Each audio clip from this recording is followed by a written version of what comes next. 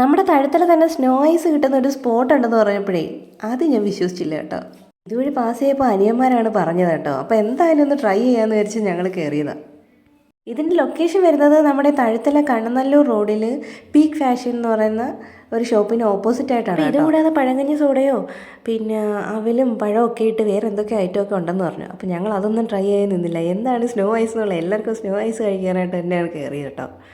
അപ്പം ഞങ്ങൾ 4 പേരുണ്ട്. 4 പേര് 4 ഫ്ലേവർ പറയാമെന്നൊക്കെ ഉദ്ദേശിച്ചിരുന്നെങ്കിലും അവിടെ 3 ഫ്ലേവറേ ഉണ്ടായിരുന്നുള്ളൂ.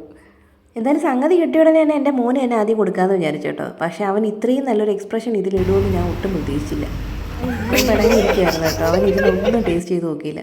പിന്നെ ഈ സ്നോ ഐസിന് ഒരു പ്രത്യേകത ഉണ്ട് കേട്ടോ. നമ്മൾ ഓർഡർ കൊടുത്തു കഴിഞ്ഞാൽ കുറച്ച് ടൈം എടുക്കും ഇത് നമ്മളെ കയ്യിൽ കിട്ടാനായിട്ട്. ഇത് ഒരു മെഷീനിലാണ് ചെയ്യുന്നതായതുകൊണ്ട് പെട്ടെന്ന് നിന്ന് കഴിച്ചിട്ട് പോകാമെന്നൊന്നും ആരും വിചാരിക്കരുത് കേട്ടോ. ഇത് കുറച്ച് ടൈം എടുക്കും നമുക്ക് കിട്ടാനായിട്ട്.